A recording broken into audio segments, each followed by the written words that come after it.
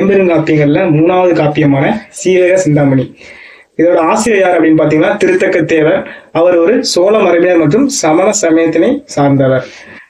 சீவக சிந்தாமணி விருத்தப்பாவில் அமைந்த முதல் தமிழ் காப்பியம் ஆகும்.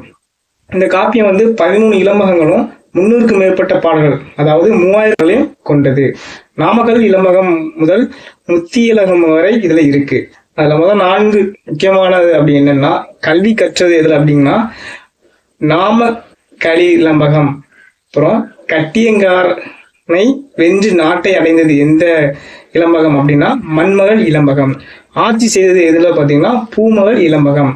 வீடு பேருக காதலித்தது எதுனா முத்தி இலம்பகம். இதை மனநூல் மற்றும் முக்தி நூல் என்று வேறு பேர்களாக இதை குறிப்பிடுகிறாங்க. சிந்தாமணியில் ஒரு அகப்பை உகந்து கொண்டேன் என்று யாரோட கூற்று அப்படின்னு பாத்தீங்கன்னா அது கம்பர் சொல்றாரு. அடுத்தது தமிழ் மொழிக்கு எளியட்டும் இதுவே கொண்டேன் என்று யார் கூறுறா அப்படின்னா ஜியு போப் அவர்கள் கூறுகிறார்கள். விருத்தப்பாவை கையாள்வதில் திருத்தக்க தேவரை மிஞ்சியவர் யாரும் இல்லை என்று யார் சொல்றாங்க அப்படின்னா தோளா மொழி தேவர்.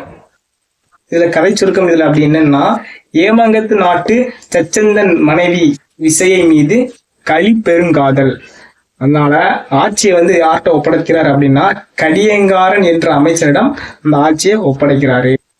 இதோட கதை சுருக்கம் ஏன்னு பாத்தீங்கன்னா, ஏமாங்கத நாட்டு சச்சந்தன் மனைவி விசை மீது இவர் ரொம்ப பெரும் காதல் கொள்றாரு.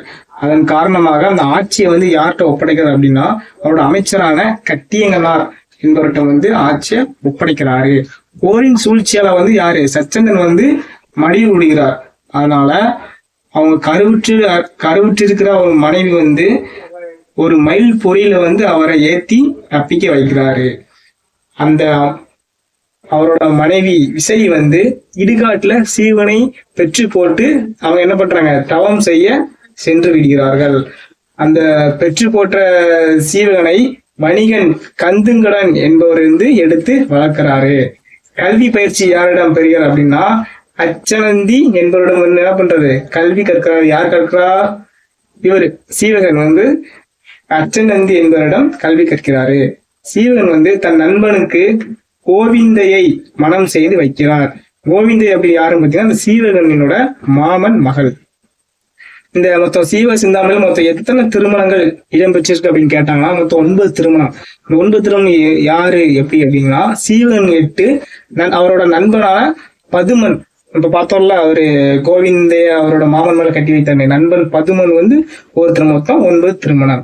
இதோட காலம் அப்படின்னு என்ன பாத்தீங்கன்னா கிபி 9ஆம் நூற்றாண்டு என்ப கதை வடமொழியில் உள்ள சந்திர சூடாமணி கத்திய சிந்தாமணி, ஸ்ரீபுராணம் போன்ற நூல்களில் இருந்து தழுவப்பட்டதுதான் எனது சீவக சிந்தாமணி. சிந்தாமணியில் பாயிரத்துள் வரும் பொய்யாமொழியை மைசூர் கங்க மன்னர் சத்தியவாக்கியன் என்று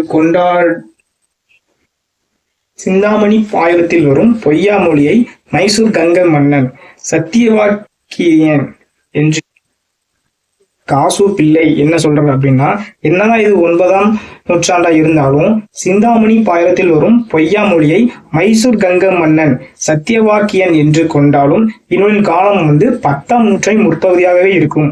அதனால இது 10ஆம் நூற்றாண்டா இருக்கும் அப்படின்னு பேராசிரியர் யார் சொல்றாருன்னா பேராசிரியர் காசு பிள்ளை சொல்றாரு. அப்புறம் வீரமுனிவர் என்ன சொல்றாங்க அப்படின்னா தமிழ் கவிஞருள் அரசர் என்று யாரை குறிப்பிடுவார் அப்படின்னா திருத்தக்க தேவரை தான் குறிப்பிடுறாங்க. நன்றி.